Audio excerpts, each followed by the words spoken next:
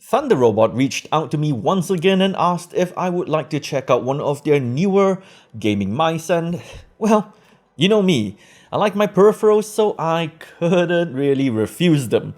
Right off the bat, I am already liking this mouse for its shape and looks, but there's a lot to a mouse than just that, so let's get into reviewing the ThundeRobot MG301.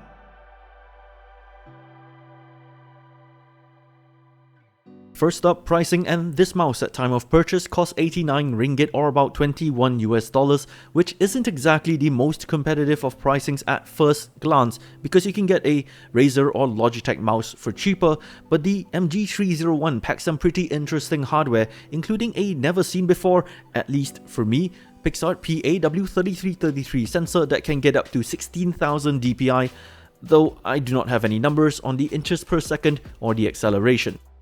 This is also because I was told that it was a Pixart PMW3333 sensor, but upon taking apart the mouse and looking at it under my microscope, I saw that it was instead a PAW3333, and all the data that I looked at online on this sensor points to just a maximum DPI of 8,000, whereas this can go up to 16,000, so there is a possibility that the current datasets floating around the internet is old or unofficial, and that the sensor has been revised or something else is at play here.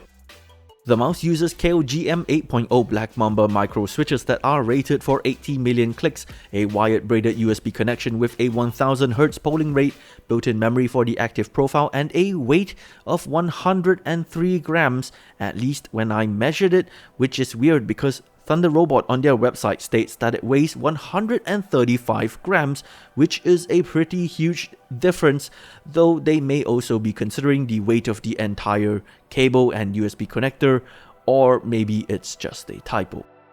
I think that one of the best parts of this mouse is immediate the moment that you lay your hands on it, and it's the shape.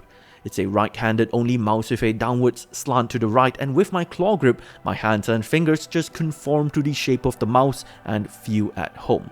The thumb rest and the two grooves on the right for the ring and pinky finger feel really good and natural to my hands, and the plastics used on the body also feel really good and solid, almost like a Logitech mouse with a slightly textured finish on its grey and black body.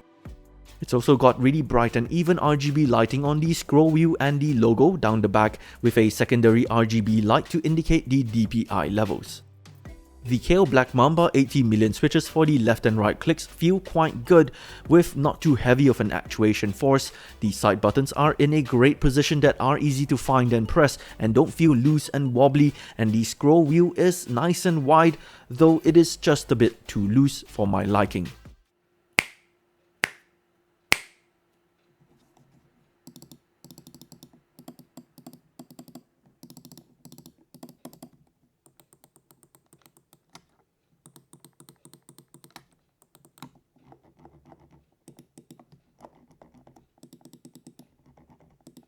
Of course, remember to remove the plastic on the feet of the mouse before using. I've done that mistake before. And aside from those on the bottom, we have the Pixart PAW3333 sensor and a reset switch button that resets the profile on the mouse if you hold it for 3 seconds.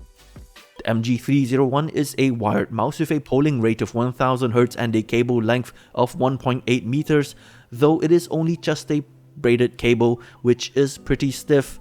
I would have really loved to see a light paracord cable instead, but maybe that's just asking a bit much for the price. There is of course software for the MG301, though you won't find a link for it in the manuals or even on the English website. No, instead you have to look on the Chinese website for it.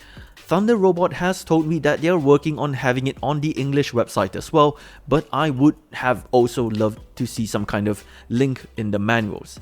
The software does have English, however, so you don't need to be too worried about that, and in fact it's quite a nice piece of software that is clean, easy to use and straightforward. If you feel like there's too many DPI levels and you don't need that many, you can always turn them off. You can change the RGB color for each DPI level, and of course set the sensitivity, change the RGB mode for the logo and the scroll wheel, and don't forget to turn off the pointer precision here to remove any acceleration.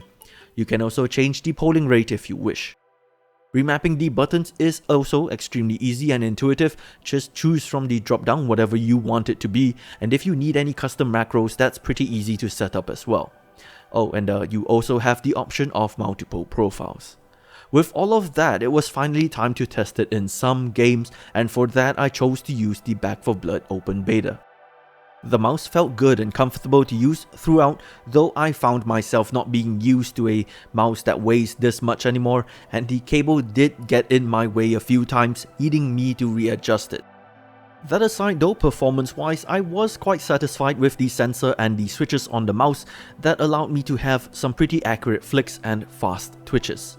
Oh, and by the way, Back 4 Blood, so far I'm not really sold on it, and I do hope that they'll improve on it.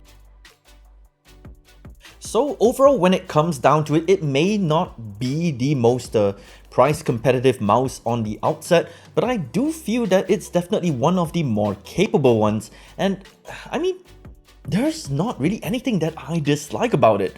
Sure, I would have loved a lighter mouse with maybe a paracord cable, look how stiff that is.